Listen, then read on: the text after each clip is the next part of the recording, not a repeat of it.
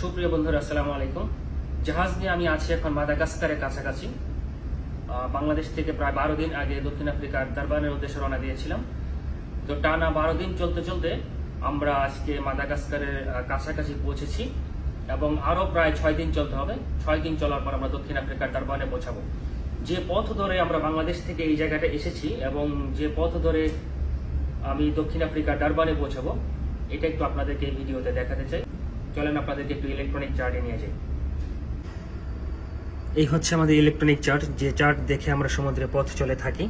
দেখুন আমরা এখন ঠিক এই জায়গাটায় আছি।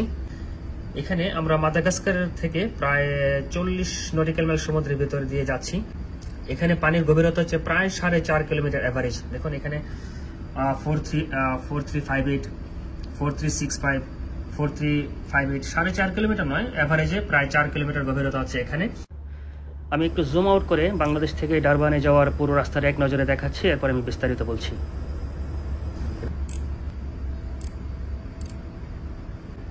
এই হচ্ছে পুরোটা চিত্র। যাদের ওয়ার্ল্ড ম্যাপ সম্বন্ধে ধারণা আছে তারা দেখে বুঝতে পারবেন।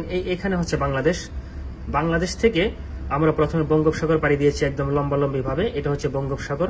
এই বঙ্গোপসাগর পাড়ি দিয়ে আমরা আসি শ্রীলঙ্কার কাছাকাছি। এখানে হচ্ছে শ্রীলঙ্কার উপকূল ঘেঁষে আমরা ভারত মহাসাগরে প্রবেশ করি। এরপর এই পুরোটা হচ্ছে ভারত মহাসাগর। আমরা পুরো ভারত মহাসাগর পাড়ি দিয়ে এখানে হচ্ছে মরিশাস আইল্যান্ডের দক্ষিণ দিক দিয়ে এসে আমরা মাদাগাস্কারের এই জায়গাটা এসে পৌঁছেছি। এখান থেকে আমরা ভারত মহাসাগরের আরো কিছু অংশ পাড়ি দিয়ে এরপরে দক্ষিণ আফ্রিকার ডারবানে আসবো। এখানে হচ্ছে দক্ষিণ আফ্রিকা ডারবান। এই হচ্ছে পুরোটা পথ। আমি একটু জুম ইন করে পথের বিস্তারিত দেখাচ্ছি।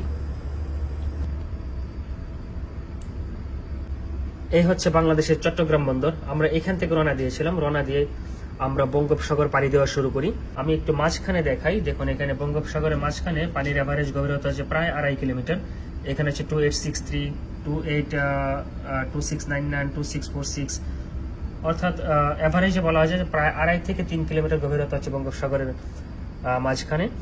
এরপর আমরা বঙ্গোপসাগর পাড়ি দিয়ে 3 দিন চলার পর আমরা শ্রীলঙ্কান উপকূলে পৌঁছাই। এটা হচ্ছে শ্রীলঙ্কার দক্ষিণ দিক দিয়ে ঘেঁষে আমরা ভারত মহাসাগরে প্রবেশ করি। এরপরে ভারত মহাসাগর আমরা চলতে থাকি।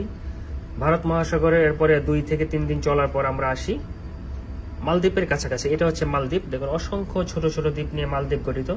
এই মালদ্বীপের দক্ষিণ দিক দিয়ে আমরা যাই। দক্ষিণ দিক দিয়ে এসে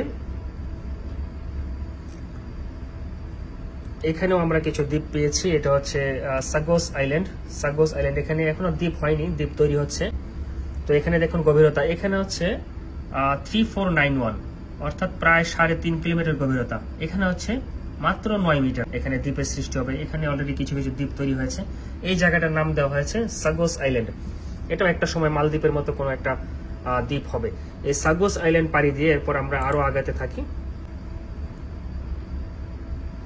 এরপরে আমরা আরো বেশ কিছুদিন চলার পরে এখানে একটা দ্বীপ পেয়েছি। এটা হচ্ছে আলবাট্রস আইল্যান্ড। আলবাট্রস পাখিদের নাম আপনারা শুনেছেন, এদেরই স্মরণে এই দ্বীপের নাম করা হয়েছে আলবাট্রস আইল্যান্ড। দেখুন এখানে ছোট ছোট দ্বীপের তৈরি হয়েছে। হয়তো আরো 10 বছর 15 বছর পরে এখানেও একটা দ্বীপ রাষ্ট্রের সৃষ্টি হবে। এরপরে আলবাট্রস আইল্যান্ড পাড়ি দিয়ে আমরা আরো আগানোর পর এখানে হচ্ছে মরিশাস দ্বীপপুঞ্জের নাম আপনারা শুনেছেন। মরিশাস দ্বীপের দক্ষিণ দিক দিয়ে এসে আমরা আরো আগানোর পর পেয়েছি এখানে রিইউনিয়ন। এটাও একটা দ্বীপ, দুইটাতেই মানুষের বসতি আছে আপনারা জানেন। এটাও রিইউনিয়নের দক্ষিণ দিক দিয়ে এসে এরপরে আমরা মাদাগাস্কার উপকূলে পৌঁছেছি। এটা হচ্ছে মাদাগাস্কারের ঠিক এই জায়গাটা আমরা এখন আসি দক্ষিণ পাশে। মাদাগাস্কার পাড়ি দিয়ে এখানে হচ্ছে দক্ষিণ আফ্রিকার ডারবান বন্দর। আমরা দক্ষিণ আফ্রিকার ডারবানে পৌঁছাবো।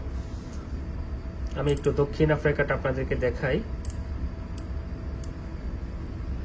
এই হচ্ছে দক্ষিণ আফ্রিকা ডারবান বন্দর। এটা হচ্ছে দক্ষিণ আফ্রিকা। দেখুন এই পাশে হচ্ছে ভারত মহাসাগর আর দক্ষিণ আফ্রিকার এই পাশে হচ্ছে আটলান্টিক মহাসাগর। অর্থাৎ দক্ষিণ আফ্রিকা দুই পাশে 2 মহাসাগর নিয়ে পৃথিবীর বুকে মাথা উঁচু করে দাঁড়িয়ে আছে। এখানকার সকালবেলা পরিবেশটা আমি আপনাদেরকে একটু দেখাই। দেখুন এটা হচ্ছে আমাদের নেভিগেশনাল ব্রিজ, যে রুম থেকে আমরা জাহাজ চালিয়ে থাকি।